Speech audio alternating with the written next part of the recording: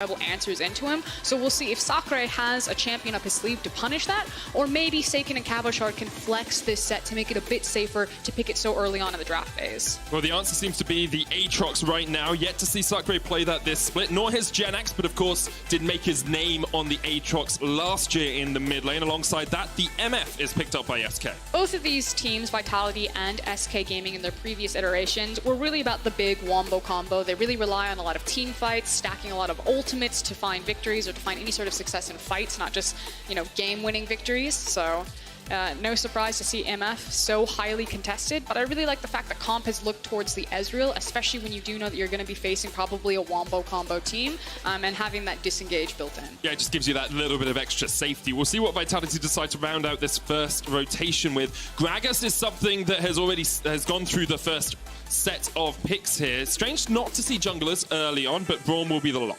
Yeah, I do agree that I think these are two teams, especially when you start getting towards the bottom of the table of the LEC, you start to see some gaps really form in kind of what teams and players are comfortable with in terms of champions that they'll prioritize. The fact that Gragas has fallen all the way through just tells me that Skeanz and Trick aren't as comfortable on that champion, or maybe the teams aren't as comfortable in utilizing that champion, but I am happy to see Sejuani. Sejuani for Trick, it's the first time he's played at this split, but of course an incredible utility jungler. Olaf will be removed from Skeanz. Maybe we'll see a Lee Sin ban as well. That is his most played this split.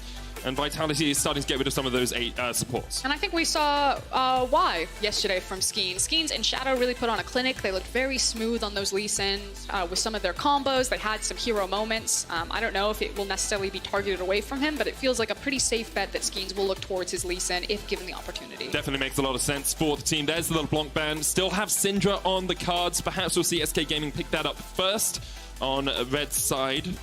I would say now that it was a LeBlanc ban and not another jungle ban, I would prefer if Vitality looked for some more hard engage. Now, because you do have a Braum, you're not as limited in CC because he can bring it to compositions, but I would like to see a Jarvan from Vitality. I think Jarvan does make a lot of sense. Gragas also has that hard engage, and that's gone all the way through pick and ban so far. No jungle left for SK to pick. They'll be looking towards their support and probably keep that mid lane for the final counter pick. Could go for the Nautilus or the Leona here, as both of them made it through. It was really the disengaged support of Thresh to keep this Misfortune safe in terms of team fights. Yeah, there it is. Good prediction on the Nautilus. That will be locked in for Limit. It's the second time he's played that this split. And now we'll see where Vitality want to go. Set, of course, as we've said, it could be flexed into the mid lane. And they are probably looking for a jungler and a mid laner. And Ryze is a pretty good pick to put in the mid lane. Saken made his name on Ryze the first time he appeared on the LEC stage against Misfits last year. Yeah, did his best Jizuke impression. Now the thing is they need hard engage here, but if they do go something like a Jarvan and they want to play topside around Cabochard, that means that you'll have double AD topside. So it could force Skeanz to look for an AP jungler if they do want to give a lot of attention and resources to Cabo, which is why I like the Gragas here. We talked about why is Gragas falling so far down. It might just have not the same type of priority on these types of players for these types of teams, but I feel like with this composition for Vitality, who have been all about Cabochard, he needed to find an AP jungler, so it's harder to itemize for Aatrox up there. If he builds the armor, Gragas can come up there and blow him up. If he builds the AP, Cabochard's going to hit just as hard. Final lock for SK will be the Azir, so that's going to go in the mid lane for Jenax.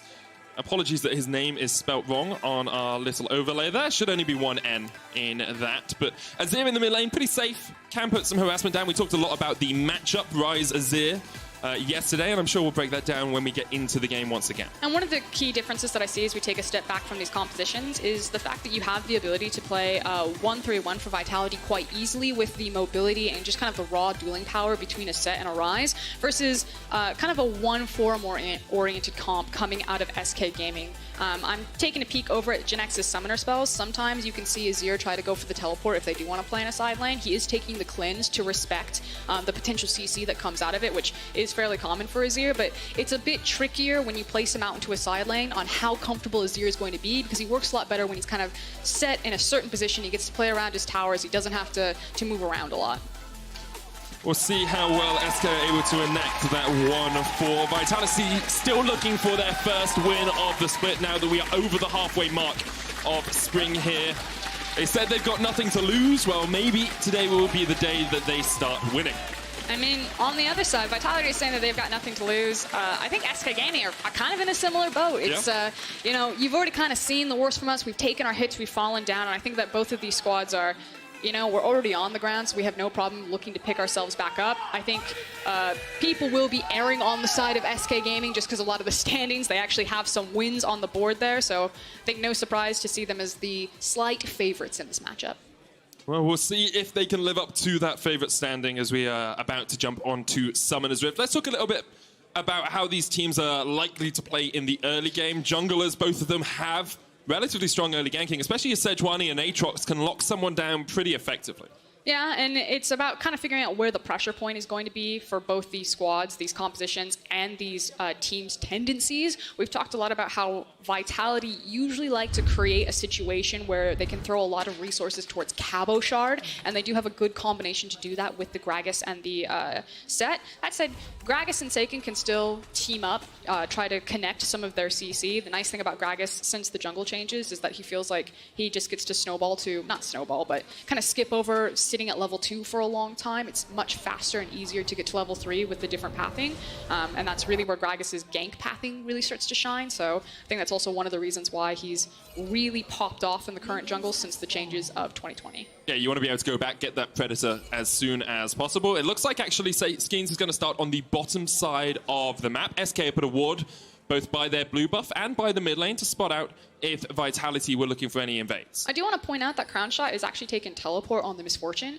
Crownshot obviously plays a lot of Misfortune. He's a big fan of shoving the wave forward and then using Misfortune's movement speed on her W to get a quick recall in while the wave is forward before it bounces back to his time. So normally you don't need to take a TP on MF to kind of keep even in wave. Probably assumed that Ezreal would bring it since it is a common summoner spell for him, but my eyes are going to be on how he cheats for tempo or cheats for pressure with this teleport and where he picks his windows on a champion that is already given so much mobility to not only hard push lanes with her double tap passive, but get back to lanes faster with that W. Love Strut, I think it's called.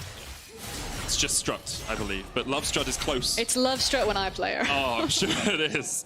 The cute cactus taking to the rift once again. Cabochard's going to hit a good facebreaker here on Sacre in the top lane. Both of them running Conqueror. Expect to see Bruiser level trades up here, and Sacre actually losing the race to level 2 means that Cabochard has been able to get some good harassment off. I do want to point out on some of the pathing right now in the jungle. Actually, Skeanz is going for a full clear of his jungle, so he's done red, Krugs, then 2 Raptors. I'll hold it though, so big damage. Ignited. Limit could flash for the auto, but decides against it. Comp ticking down with the Ignite. Didn't jump away with the Arcane Shift, which is why he got caught. So huge damage right there. He does have the teleport. We'll see if he's forced to burn it right now to pay for that. Oh, is he going to throw the Q?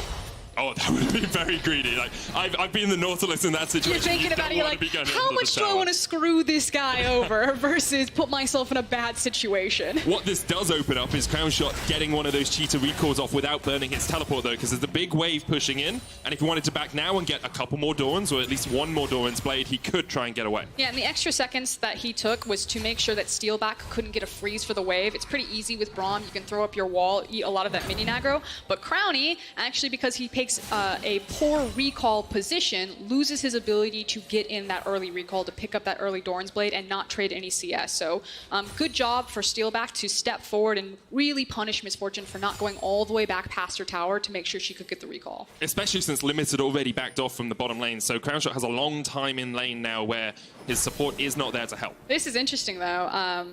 Now Limit may gank his own lane. He's actually trying to see if they'll go aggressive on Misfortune. He's got Trick behind him. Good scouting ward there from Vitality, but always look for those options, especially in your solo queue game. When you come back in, you don't necessarily have to come back in from behind your tower. See if you can gank your own lane. Oftentimes, people won't be thinking about it. It's true. He did use the Scryer's Bloom, so Vitality knew he was in the vicinity, or at least knew that either Trick or Limit were around. Another good hook lands on Comp, but the Unbreakable from Steelback will mitigate the majority of the damage. We saw some trading from Cabochard once again in the top lane as Sacre. It's just continually pushed back underneath his tower early on here. Set can be pretty oppressive in lane if you can be hitting those space breakers and the haymakers. And they've also, Vitality have been given a lot of information about where Trick is, even though he himself, I don't think, has appeared on the vision just yet. But like you said, the fact when the Squire's Bloom goes down, you assume that Sejuani is probably on bottom side of the map. So Skeanz was covering Cabochard when he was really pressed forward, but then left him, continued to power farm his own jungle, heading back to Krugs. And Cabochard has perfect information to say, Sej is probably still bot side, so I can continue to be aggressive in this matchup.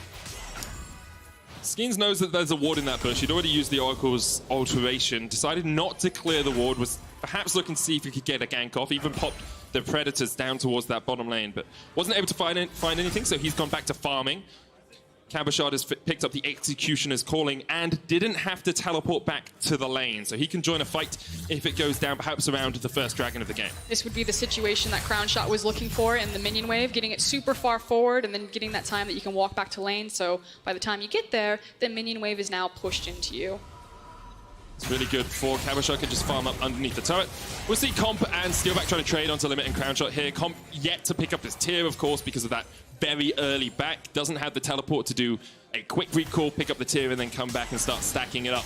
Makes it quite difficult for the Ezreal. You want to be stacking that tier as soon as possible. It also does put a bit of a target. Now, there's kind of two ways to look at it. It's still hard to gank an Ezreal and a Braum because he A, has flash as well as his E. But if you can kill him and punish him, now that you know that he had to burn the early teleport, it can be really punishing.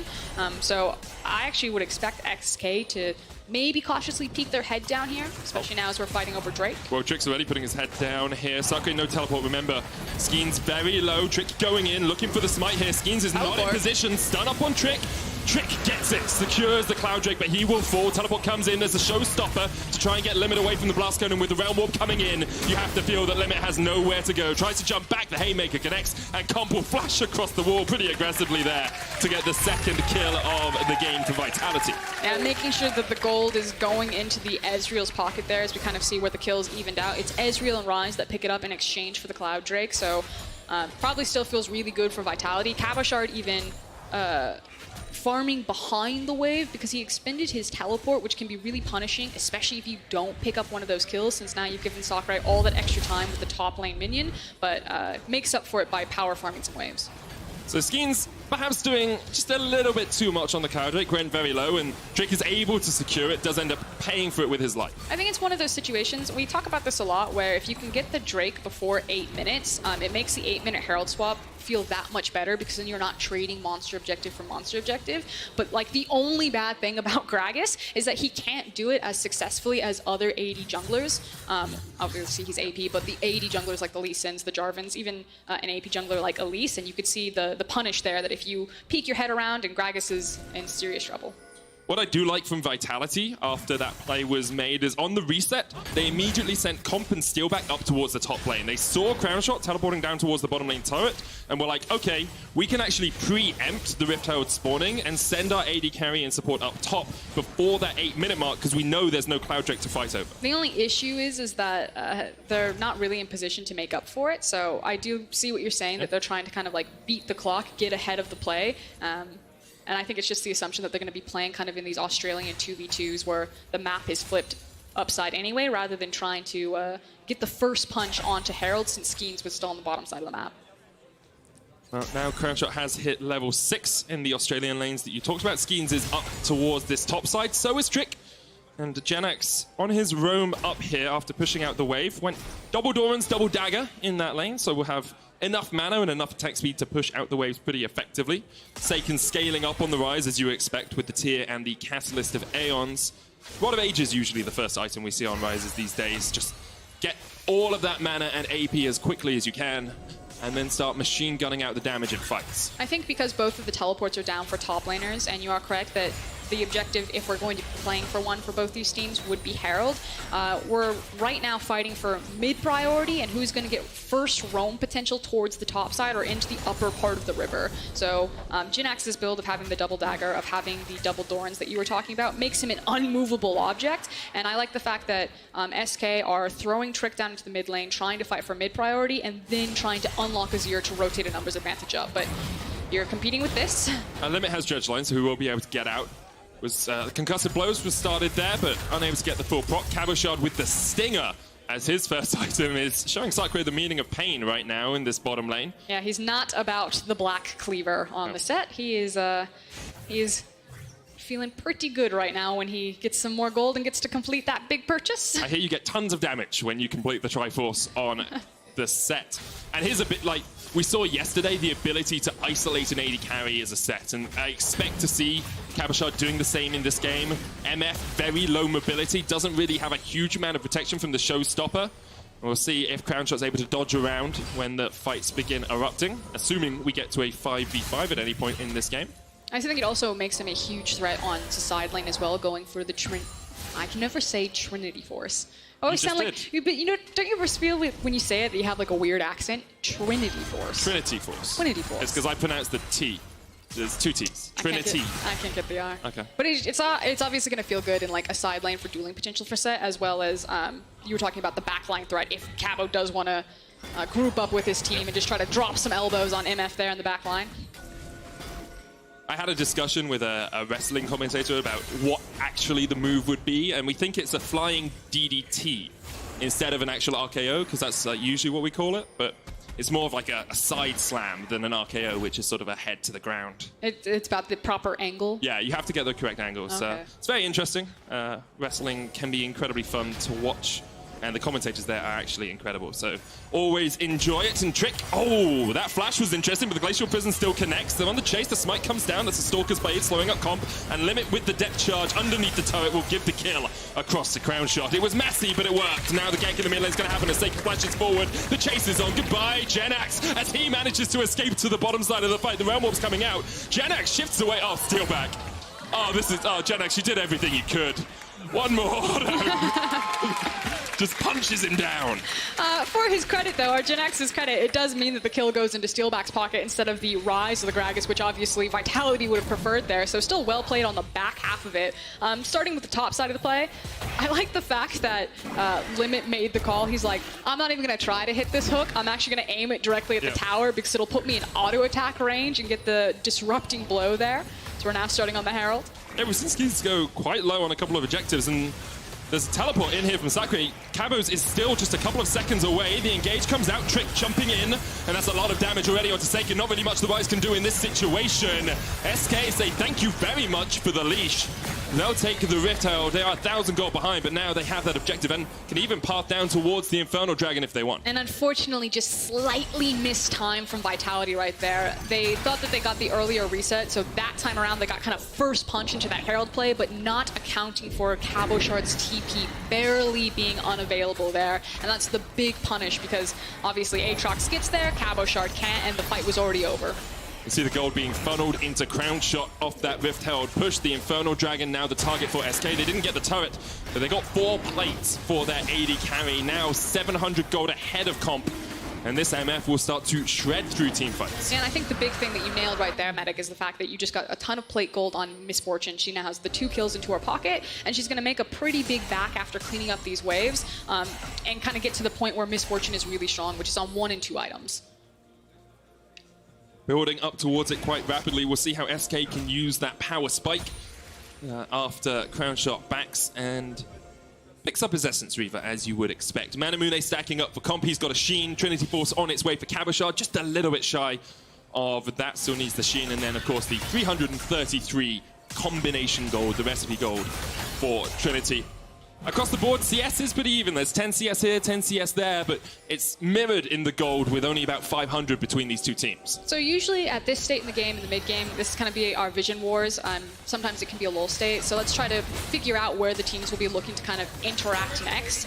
Usually you look at the summoner spells. The fact that Azir, Jenax, is missing his flash, I think makes him a proper target for Vitality. So they send 3 members mid, they get mid priority, and then immediately they start sprinting towards the SK member that doesn't have flash. Jenax, though, recognizes it, disengages, but I think this is kind of the rinse and repeat maneuver you're going to see from Vitality as they fish around with Gragas Cask. Especially since Cabochard still has his teleport and there's no TP on Sacre. If Vitality can get a deep ward, get a flank ward in, they can always look for one of those plays. I believe Trick is about to walk across one while Vitality continue with this 3-man push in the middle lane. Here we go. Trick didn't spot him.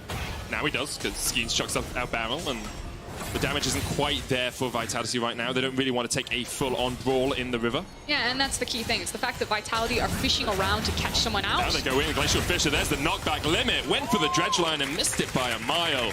That was a little bit greedy from Limit. Bullet time used in the mid lane to try and push it in. The Infernal Chain's going to pull Cabochard back here as he tries to continue punching Sacre in the face. But it was Vitality fishing around for the mistake from SK Gaming. It felt like if SK actually just kind of planted their feet, stayed in formation, that they would feel pretty confident just to absorb those waves. But it's Limit who steps too far forward, dies with his flash up as we take another look at it. Yeah, he just misses the dredge line. I mean, at that point, I actually don't think he wanted that dredge line to hit because he didn't want to stand there. I think it was losing track where Skeanz was and kind of overestimating, I've got Trick here for support, so they're thinking, I can do this rather than the enemy team can also do this to me. They knew that Skeanz was around, they knew that Steelback was around, and the the concussive blows was stacking up, so not the sort of queue you want to go for, sort of queue from a support at the bottom of the table right now. I've thrown many of them in my time for skewing. You hope they don't hit, and then you hope you don't die. That's why you play Leona, so you don't have to worry about that one. You can't throw a Q as Leona, you just auto-attack them. You're not punished as hard for your missed skill shots. That is true. We do have some items starting to rattle in here. You got the Nash's Tooth complete on Jenax, Trinity Force just complete on Cabochard, and the Rod of Age is still stacking up on Saken. So we'll see if SK want to try and take a fight around the power of Nash's Tooth and Essence Reaver. Might want to wait for Crownshot to be that little bit stronger, but you can see the double up there. Already chunking away at Comp. Skeanz here. Limit still has his flash. The dredge line comes out, but Limit's almost dead already. There comes the stopwatch, and the stun with the Glacial Prison's going to land on Steelback. Knocked back. Steelback secures it with a Winter's Bite to the back. Saken trading on Jenax as Jenax uses the shifting sands to get himself to safety. And they're finding multiple picks in this mid lane. And I think it's coming from a lot from the raw damage that Gragas is outputting versus the Sejuani. Obviously, in terms of like itemization, it's tank itemization versus a bit more front-loaded damage from the Gragas. But you can see that SK feel confident that they've got their jungler behind them. They have a ton of damage, but it's just not layering the way that they want it to. And they're basically just getting blown up at the start of these fights. Like, look at how much damage Limit takes before he gets into the stopwatch, and then Skeanz just makes it so easy. Steelback landing the Winter's Bite right at the end. Definitely pays off for Vitality, and the Unbreakable, of course, blocking so much of the bullet time makes it very hard for Crownshot to get the damage down that he would want across the course of a fight. Tower in the bottom lane still remains. Vitality yet to take a turret this game. Cabochard did burn his TP in that last fight, so when this Ocean Dragon comes up in 30 seconds, it's Sacre who will be first to the play, and we'll see if Crownshot and Limit want to get a couple of wards just into the jungle. This one definitely helps with a flanking position for Sacre if a fight begins. I actually think this is a really nice formation for Vitality to take out on the map because Aatrox isn't accounting to play across from an AP damage threat like the Rise. So I actually want Vitality to play this dragon fight really slow and just allow Rise. We're not going to play it slow. Limit keeps going in for the hook. Steelback takes a bit of a chunk, but he's still very healthy. The Predator was popped here. You say it's not played slow. I can understand Vitality's mentality, though, because this is the third dragon. After this, you're on your sole point. And SK have started it up. Now, they are zoned out. 3 members have to go up towards the top side of this as Sacre steps forward. Dragon down to about 3,000 HP. Trick's still looking for it. Skeanz is here for the steal if he can. He's got a level advantage, and here he goes in, he gets it. The steal away from Skeanz. Did have a level advantage. Flashes from the hook. Cabochard now in the pit. Saken on his way down, pushing forward in the mid lane. And Vitality actually going to get the dragon and get a lot of damage on this mid lane turret. Yeah, but okay. First of all, we'll celebrate. They got the steal. Vitality, Skeanz got the steal onto the Drake, so that's going to feel really good. But think about if it was a situation where they didn't actually pull Saken, who did have teleport. Obviously, if you get to walk down and participate to a fight, but instead we're trying to stall out SK Gaming on the Drake, dissuade them from doing it, and buy time for Rise to also get time up into that top side of the map where he's farming, he's gaining experience, or possibly even getting damage on the top tier tower. So I just feel that it's a pretty clear example of why SK Gaming and Vitality are sitting near the bottom of the standings, is that they're a bit too focused on monster objectives, and that being kind of their primary way that they want to move the chains of the game, that they want to accelerate the pace of League of Legends. They have to find fights because they don't know how to create other advantages elsewhere on the map. We do talk about this a lot, especially with teams like Origin, the team that tends to give up the first 2 dragons of the game to get extra CS, to get extra plates, and to try and funnel as much gold as possible into their players before they get towards these team fights, or before they separate the enemy with just item leads and gold leads and start beating people up with their wallets. And speaking of gold lead, I feel like Ezreal has been sitting on the same items for so long. He must have so much gold just sitting in his pocket. Yep. Yeah, he does. He needs to go back and buy. Comp is, he's been chilling on the map for a very long time. Maybe he's just looking for the full Sheen upgrade into Trinity Force. No, I understand, but he's been sitting on Sheen, and his Muramana is now completed, but like he's been sitting on that item for the duration that it took to complete it.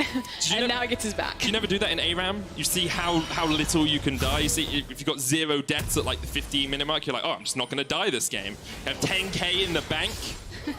Wait, he finishes the Trinity Force. So now he's at that 2-item power point for Ezreal. Of course, Ezreal, no longer the Ezreal of old that sort of fell off as the game goes on. Still has a lot of damage in the late game. Yeah, Vedius brought up the point, and I really agree with it the last time he was on cast, where we don't typically think about Ezreal as kind of like a hard scaling champion, but Ezreal scales proportionate to the champions that can threaten him. Yeah. Because obviously if he stays alive, for how many Qs he can continue to throw out, his damage just continues to ramp over the course of the fight. It's often why you end a solo queue, you press tab, and Ezreal will almost always top the damage charts because he is a poke-oriented ADC. But obviously the champions that damage him have really heavy dive. I'll hold it though. Jenax gonna knock it back. Steelback with the Emperor's Divide. Steelback pops his stopwatch, the Realm Warp's coming in. As the TP's used as well. SK get the first kill of the fight, but here comes Saken with the Rune Prison. They've taken out Crownshot, and now the chase is on. Limit has to dash away with the Dredge Line. Sacre trying to go back in. Infernal Chains will connect, and that's a kill on Saken. Limit's still alive. And here comes the rest of them, because Jenax can put the damage in. Cabochard doesn't have the showstoppers, already used it. Goes in. There's a haymaker from downtown. Cabochard with a great flash. And the face breaker means he evens out the fight. Vitality lost the plot slightly about what was happening in the team fight, but Cabochard got it right back on track. He stopped chasing, he returned to his team, and he finds a massive combo in the middle to clean up the team fight, pick up the tower, and now it feels that Vitality are rightfully back in control. Well played by Cabochard, the man that many have looked at, and many times Vitality have looked to for these sorts of plays. I think an issue is that think of how many resources were used just to initially try to kill and pick out Steelback. When you use all of these vital cooldowns, Jenax gets kind of hard pushed away from the fight. Yeah, you kill Steelback and you get the shutdown, but then you're not in the proper position to do anything for the rest of the fight. And SK Gaming spends so much time kind of trying to run back, get their front line back in front of them. Sacre does eventually get it, but then Cabochard slips in underneath and grabs all three. Cabochard able to dodge around for such a long time, build up that grit, and then the haymaker connects. No time in that fight for Crownshot to get off the bullet time. He wasn't able to get that out, rattling across the Vitality team. But I want to go back to a point that we were talking about, which was Ezreal's scaling potential relative to who can threaten him in a backline, and also put that in reference for SK Gaming, because Cabochard now doesn't have flash, and Set is still pretty dependent on his flash because it is hard to find these gap closers. So you have a composition where there's not a ton of dive from SK Gaming. Ezreal should actually feel really safe in this game to continue to throw out Qs, to constantly maximize his damage output from afar. On the flip side, though, without having access to flash on Ryze or Cabo, it is actually really hard to get into the back line of SK Gaming. They're trying to get Saken to burn his TP here. He's pushing in. Now, Sacre, they spotted him going in for the flank. Limit. There's the depth charge, but it only lands onto Skeanz. SK disengage, and this is good from Vitality. They kept Saken there. They didn't burn the TP preemptively. Saken will get the second turret of this push. SK really get nothing out of that. They lose mid-prio, they lose the tower in the bottom lane. And SK Gaming just need to take a bit better control of their waves, but they're actually two-manning it. So, obviously, one of the cool tricks that you can do, especially when you have an Azir and he's got the attack speed and a tank jungler, you're having Trick tank it, and then you're just trying to burn it with Azir. And I don't think Vitality suspect anything. They're not moving towards this Baron at all. Trick's gonna die. They know now. They know now, Frosk. They're still gonna get it. They only get it on 4 players. It was sneaky from SK. Give them credit for it. They were able to take it out, but I feel like Trick probably could have survived. I think Limit's laughing. Yeah, I mean, I can see Limit laughing. Trick's laughing as well. Trick's got a smile on his face. Trick's like, please just tank it, someone. Okay, so we saw a trade of Ocean Dragon for the Baron. 4 members of SK have it. Sacre, we wondered if SK would look for a 1-4. Sacre doesn't have TP. Both Cabochard and Saken have theirs up. So it's a little bit harder for SK to really enact that composition. Yeah, I actually think you'd feel that SK Gaming got the Baron at this point, but I actually don't think that puts them in a winning state on the map.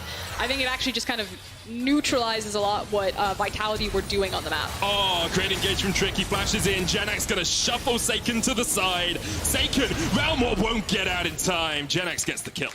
I mean, obviously it's going to feel good when someone's just too far extended and you just flash delete them from the map. Here we go, another pick. He's looking for the knockback, but a good sidestep from Sacre means that he will get back underneath this turret. Did have to burn the ult. Hopefully by killing Rise, it actually alleviates a lot of pressure, because the issue that I had is that, yeah, SK Gaming get the Baron, but it feels like they wouldn't be able to use it as aggressively because they are unable to play all 3 lanes as cleanly as Vitality. By picking Rise off, it makes it so much easier to use this Baron aggressively, to stack all of your members into the same lane and get something out of it, rather than just having the Baron to kind of stop the bleeding and give Azir time to find items. They will get their 4th turret of the game with a 2,000 gold lead at the 25-minute mark, and we will have a quick look across those items. Fosk, it's Blade of the Ruin King on its way for comp. It's Liandry's and Nash's Tooth for Jenax. No Ludens to be seen here. Nemesis would be very happy. Death's Dance is now finished on Sacre alongside the Black Cleaver, and the Sterak's Gauge on Cabochard. That Trinity Force Sterak's Gauge combo, one we've seen so often. Did you talk about the Warmogs on Sejuani? I mean, that's a normal build for Sejuani. No, I know, but it's just so fun, especially when you're against the poke composition, because it means that Trick can pop out, heal back in, come back out. That's true. And you're playing into Double Ocean as well, so you're trying to match the amount of health regen that Vitality are getting. Oh, good luck doing that. Yeah, it's going to be very difficult. There is another dragon in 2.5 minutes time. The Baron buff is going to expire in about 30 seconds, so we will probably have a period of quiet as Cabochard realizes SK could be coming for a gank and backs away accordingly. Yeah, SK Gaming still have a lot of pressure points on this map right now, so they're just trying to pinch as much out of this Baron as possible, get a final tower, and if Vitality do mess up, if they get caught here, SK Gaming can still really punish them with what's left on Baron. Here we go, pushing in for the turret. 4 members of SK here, and 4 members of SK decide to retreat. The cannon minion will survive for 1 more Mystic shot, as Comp lands them in the end, and it's been a good push for SK. They got about 3,500 gold off the Baron that they snuck away when Vitality seemed to be in control of the game, and it means they are getting towards, you know, more of these item spikes, more of the power in their composition. Yeah, and this is kind of the formation that I expected before Rise got caught. Again, it's the ability for Vitality's composition to apply pressure in all 3 lanes, a little bit easier than SK Gaming's comp. Which means that you don't get to use the Baron as effectively as you want. So they get a tower off of their pick. We'll see if they get more by hiding in this brush. Sacre hasn't been spotted. Crownshot, the only one pushing in mid. Here goes Trick. They engage onto Skeanz. He goes golden. Infernal Chain's going to come out as well. And there's the damage from the bullet time. Trick uses a stopwatch of his own, but he's going to fall. There's the explosive cast to the back, and Saken gets a kill as well on the backside. Limit's going to get chased off here. Vitality. SK looked for the fight, but Vitality slammed the door in their face. 3 kills to them, and they can push down mid. Yeah, it was who was actually setting the trap for who. Both teams got locked into a choke point, but it's Vitality who come up on top and are now marching down the mid lane without the bullet time. There's no way that Crowny can clear this wave, so there should be a big swing for Vitality. They'll be looking for the inhibitor. And the dragon, they can fall back to it. It spawns in 30 seconds. They decided not to go for the inhib. The wave clear of Azir and MF was just a little bit too strong for them. And of course, they burnt most of their ultimates in the last fight. So get what you can, take the tower. They are now 5 turrets to 4 up, and they've evened out that gold score as well. Closed the gap of that 2,000 it was just a few minutes ago. They're actually trying to stagger their backs because they want to get access to this Drake. As we take another look at the replay, it's nice because in this choke point, for once, it felt like the Braum ultimate wasn't completely disrupting the Misfortune ultimate, but still not getting the damage that you want out of it. Gonna peek over on what's happening in real time real quick. The chase was on with the Realm Warp, obviously. Pretty easy for Vitality. Saken did a lot of damage from the side there. Now, the Ocean Dragon has been started, both of them sitting on 2 Drakes. And the thing that we missed is that Vitality did a good job staggering backs as we challenge for this. And it's taken by Jenax. Now the fight really begins as Vitality are pushing forward. The flank position is here, but Cabochard's been caught out. Haymaker, shield, showstopper, back. Jenax with a great flash. Gets himself across the wall. We'll see the chase continues as Comp jumps in, but he's hooked up straight away. The bullet time just at the edge of it, not gonna connect. Vitality get out 5 men alive. It's that type of game where the Ezreal actually Arcane shifts his way, or was it the flash, into the enemy team and manages to walk out anyway. He was so close to going down. If he'd been half an inch closer, that bullet time would have ripped him to pieces. And of course the team fight starts out here. Azir secures the dragon. Cabochard is teleporting in right now to the minion wave behind them and then gets immediate access into the back line. Now, it's a really good flash as well as ultimate from Jenax to at least stall the initial damage that Cabochard can do, but then Comp cleans up the back half of the fight with so much damage from Ezreal. It's actually his flash that gets him to safety alongside the QSS just to get out of that. Now Vitality will get control over the Baron pit. Look at that damage. 3,000 from Comp. Has had a pretty impeccable performance so far. Gold still even here as Vitality has started it up. There's the haymaker, but Cabochard low, has to flash out. Azir on his way. Jenax going to rejoin the team. Vitality realize they can't do this. Cabo's too low, doesn't have the TP, doesn't have the flash anymore. And it feels like there's no real reason for Vitality to try to force a 50-50 Baron like that, especially when you do have access to the teleport. Sacre versus this Aatrox. Now, he does have Righteous Glory, so it's not like the true full damage Rise. Of course, Righteous Glory isn't a bizarre itemization for Rise, but it helps better when you are kind of grouped up with your team and you can make use of that movement speed. But I think that they could try to use Saken here to leverage a side lane rather than just 5-man running at the Baron and flipping the coin about who's going to come down with it. But sometimes that's kind of the decision you make when you are 0-9 as a team. It's one of those, oh, we know we can get them to fight us at Baron, and we feel that perhaps we can win the fight at Baron, so let's just pull them into it. Vitality have had some good decision-making this game, but there's a reason they're sitting at the bottom of the LEC standing. I think one of the nice things about Vitality's composition is that they can pretty quickly shift off of the Baron, not only with Ryze's Realm Warp, but obviously with how flexible Comp is or how much mobility that he has. So if that is the decision that you're talking about, where they feel really confident that they just want to pull SK Gaming into a fight, so they're going to constantly gravitate around the Baron, then they do have nicely suited champions that if they're interrupted, they can very quickly turn towards the fight. That said, still quite dangerous to ever group up over a monster objective against SK Gaming's composition that has so much layering of CC. You've got the core itemization that you need on Azir to start hitting like a truck, as well as the bullet time. So you are playing with fire anytime you do this.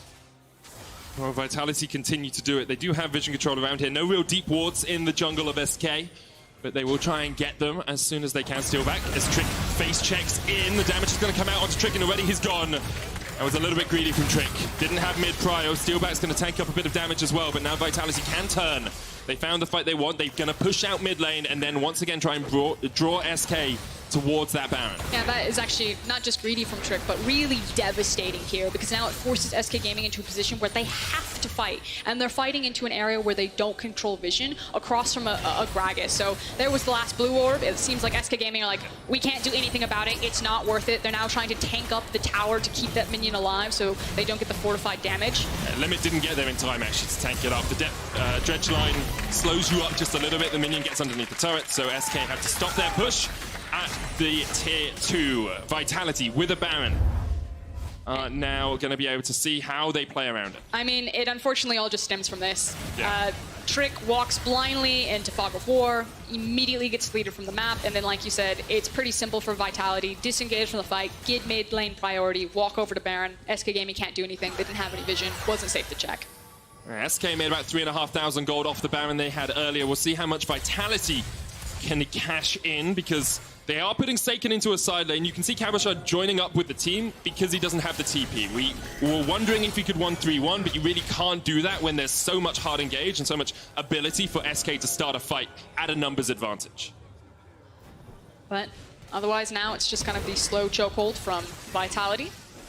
SK Gaming are running out of options. The dragon will be spawning in 26 seconds, so there's two types of thought here. Vitality, or SK Gaming, can try to catch the waves that Vitality are pushing in. Obviously, you don't want to leave them completely unattended, because then Vitality will just run it into your top inhib. But there was a window where a single member from SK Gaming could have walked towards the Drake, maybe tried to get some cheeky vision in there. Because now all you did was you watched Vitality shove in mid and top.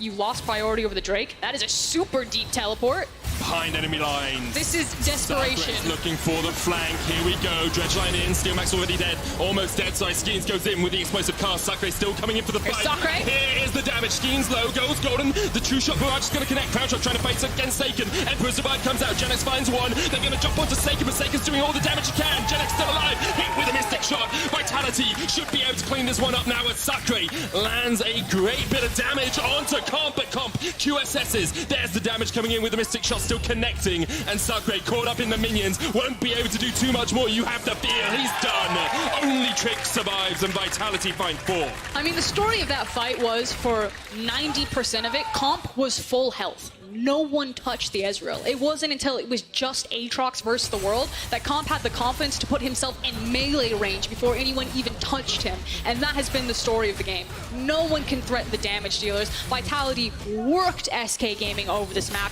and will now find a victory. Are they going to be able to do it? Cabochard's tanking up all the damage from Limit and Trick, and there's not too much of it. The Dredge line coming out, there's the Haymaker. First Nexus Tower will fall. It looks like Vitality are not ready to win yet as the Glacial Prison connects onto Comp, but the chase won't continue. Vitality back away. They're going for the Ocean Dragon Frost.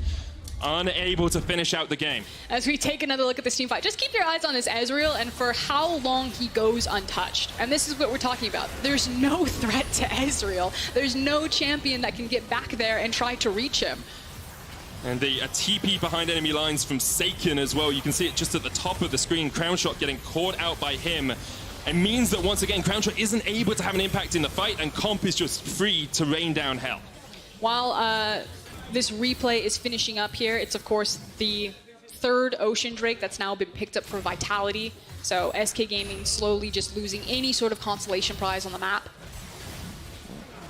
The fights have been close, if not falling in SK's favor. It feels like bit by bit Vitality are getting every advantage they can. You can see how devastating it is for Crownshot to be on the receiving end of a TP straight into a room prison from Saken. There's really not much you can do about that. He's got the Mercurial Scimitar now, so has that QSS, but very difficult for him to escape. True Shot Barrage coming out, doesn't connect onto anyone. And now we'll see how well SK can defend. Skeanz has a Banshees and a Zhonya's. It's going to stay alive for a long time in these fights. And unfortunately, because they used their TP on that last team fight, there's not a lot of options for them to find kind of that other Hail Mary play for a really deep flank. You can see Sacre right now is searching around for it, trying his best Splinter Cell impression. Let's see if he's able to get anything, but as you say, the wards come down from Vitality, and it's very hard to go through Fog of War and be one with the shadows if there aren't any shadows for you to be one with. So Sacre spotted out. SK have been able to hold on to 2 of their inhibitors, although the mid lane one has fallen, and in 3.5 minutes we'll have the next Ocean Dragon. In a minute and a half we'll have the next Baron, and we'll see which one Vitality want to fight around. Holy wow. He's got 33,000. That's more than Sacre and Crownshot combined. Ezreal's a fun champion. Deary me. Don't your damage charts always look like this? No, because I don't play Ezreal. You should play Ezreal. I'm the Nautilus. I'm sitting down there like, oh, I'm doing my job. 4,464 damage. Woo. Okay, so that's pretty disgusting. How do you deal with this? How can you get a hold of the Ezreal? I think the responsibility for SK in terms of executing their composition is they need to get a bit more creative than rather fighting front to back, because they're not able to kill the front line faster than Vitality are. So I would want to see either Trick or Sacre pull off some maneuvers with flanks, and that means it starts with the control vision. You need to create pockets of Fog of War so you can get them into that backline to start putting pressure on this guy. You can see SK's waves as well are getting pushed up slowly in those side lanes. Top and bot are going to be continuously pushing towards their turrets. They have to play around mid because that's where the super minions are coming in. And with 20 seconds left on the Baron, both teams are grouped up as 5 in mid. Front to back seems to be the name of the game. Trick waiting in the wings, looking for that Glacial Prison, but you have to land it onto Comp, who's got a QSS in the Mercurial Scimitar. Skeanz has a flank position off towards the top side of this now, as well as Cabochard. Saken stepping back, but he's got the Realm Warp to join in a fight if he wants, and you can actually see Vitality cheating up towards the top. They know their wave is pushing. They know if they can get Saken up towards that, he could take down that inhibitor tower very quickly. And they also have key summoners available on some of their initiation tools. Cabochard in particular has the Gargoyle Stoneplate as well as his Flash. So is it a race? Is it a race? There's no reason to race. Yeah, but I mean, SK seem to be. Oh no, we've got race cams on. Race cam, here we go. We're racing. Oh, they're TPing in? Okay, SK back off as soon as they see the TP in.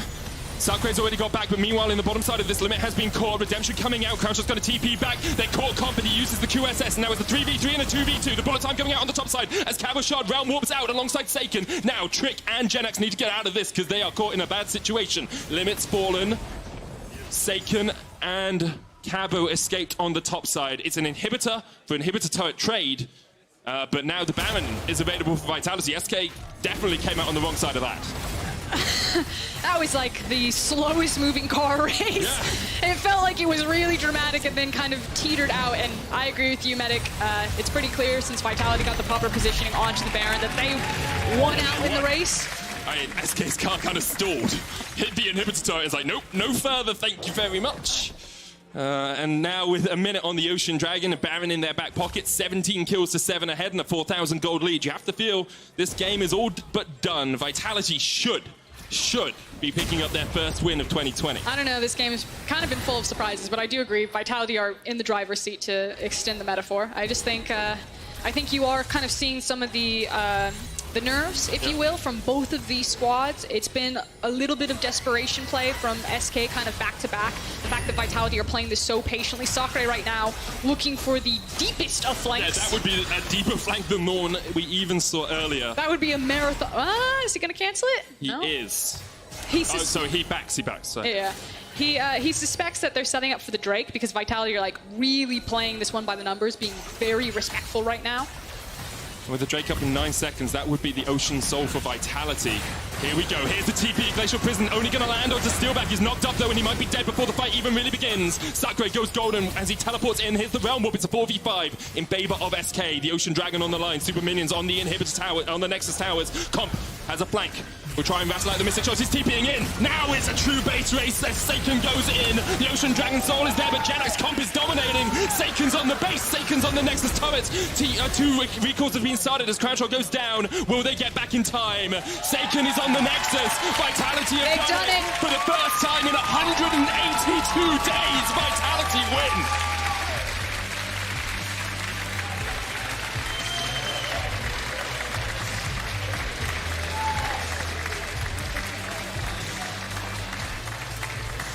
Big smiles on the Vitality boys' face.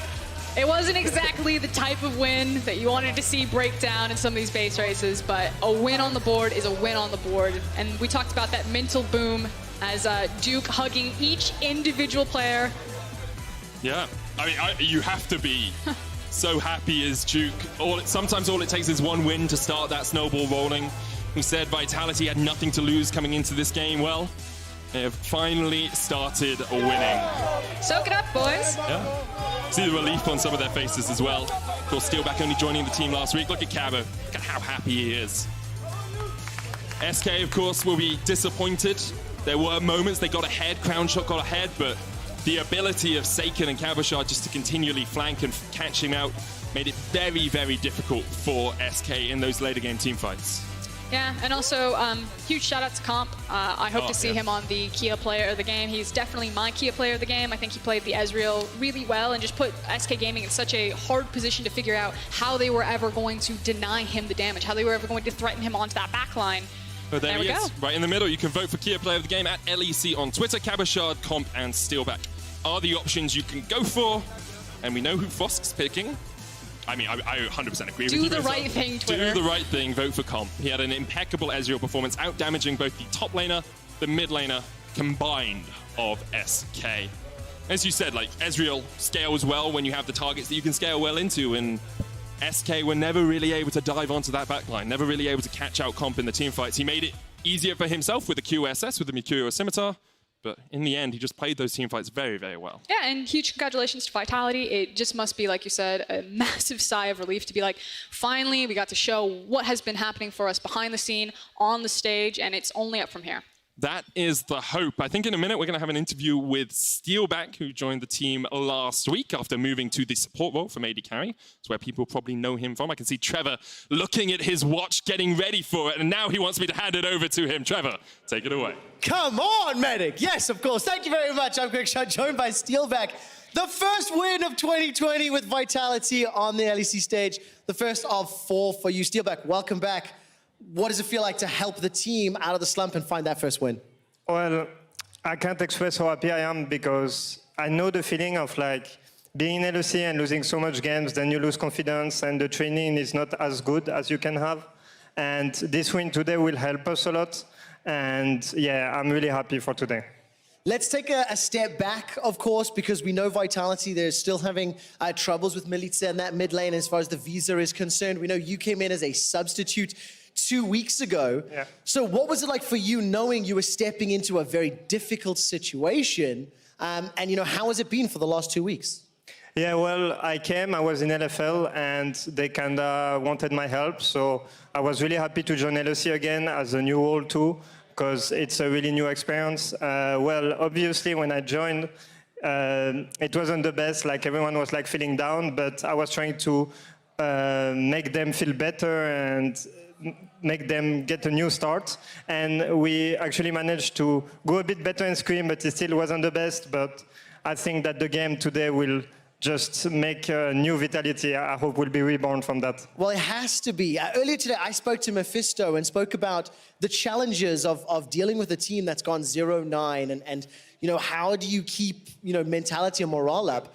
One of the things that we've been saying in the caster team backstage is that Cabochard and yourself, now the two most experienced members of the team, adding that extra voice to help Cabo out. How has it been playing with him and leading these very young players? Yeah, well, Cabochard, I played with him for a year, and unfortunately, it wasn't the best. When we were together, we always had like rough split. So when we joined, it was kind of funny because we're like both together again in a bad spot. But since we're both experienced, we're helping everyone to understand the macro and to feel confident in important games. But to be fair, today everyone stepped up, and I'm really happy. Fantastic. I just have 2 questions before I let you go to celebrate the win, Steelback. First of all, now that you've picked up the first win in the second half, 1-9, what realistically are you and Vitality looking for as we play out the next 4.5 weeks? Well, to be fair, right now we're just looking to improve and do the best as we can every day to do the best one we can make. I think playoff will be hard, but it's still possible for us. And yeah, I'm aiming for the best result as we can get. Fantastic. Last question I'm going to ask about the role swap. Of course, you're playing now as a support in the bot lane with Comp. Last time I was shoutcasting you, you were an AD carry in the bot lane, of course. What is it like playing with Comp and adjusting to your new role on this stage? Yeah, well, I was already a year with Comp, so I kind of knew his playstyle. So we got that going for us. And yeah, I played support for a year in the lower league, LFL, and coming in LEC and seeing this best support in Europe that I can learn from it. I'm just trying to learn every game as much as I can and challenge them as much as I can. Well, fantastic. I'm happy to tell you and the fans at home that Comp has won the Kia Player of the Game. Steelback, congratulations on the win and hopefully to many more. When we come back, Schalke take on XL and hear from Odo. Hey guys, I'm Odo. I'm 2-1 since Forgiven left. We're playing XL today, so we're gonna them up.